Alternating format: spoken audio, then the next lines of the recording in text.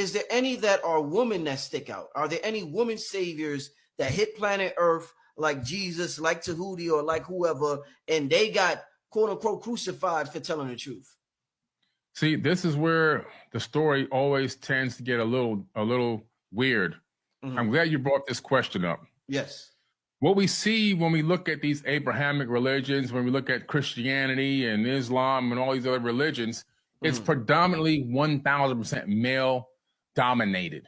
And we have this male or masculine energy that's always being portrayed, and it's typically always a man. It's like, it's always a man. Even God has been attributed with an actual gender. We got to call God he, him, right? I'm his son, I'm his daughter, or whatever.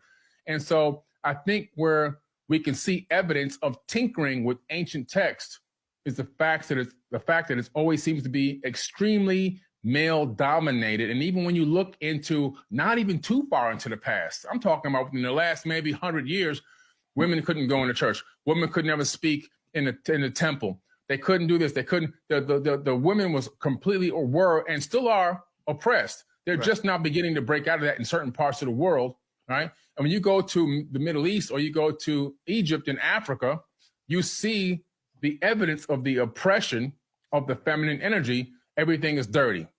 Everything is one color. There's no flowers. It looks like a gigantic bachelor pad. When you look at the world as a whole, if you look at the macro aspect of male dominance, you see wars and killing and abduction and nuclear weapons, and we're going to fight you for this land, like what's going on right now over there in Gaza. We're going to kill you and wipe your whole family out so we can take this land because we don't think you deserve it. We want your resources. We're going to go steal resources over here and resources over there. That's all toxic male dominant energy. And the planet itself is full of toxic male dominant energy. There's not a balance here. Until we regain balance between divine masculine, divine feminine, there's always going to be this off feeling or this frequency that's not going to be matched.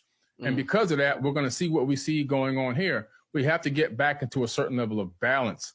And right now, when you look at ancient texts, the only text that talks about women ever ruling this planet is the Sumerian Kings List, and one account in the Egyptian Kings List. Hatshepsut ruled for 20 years.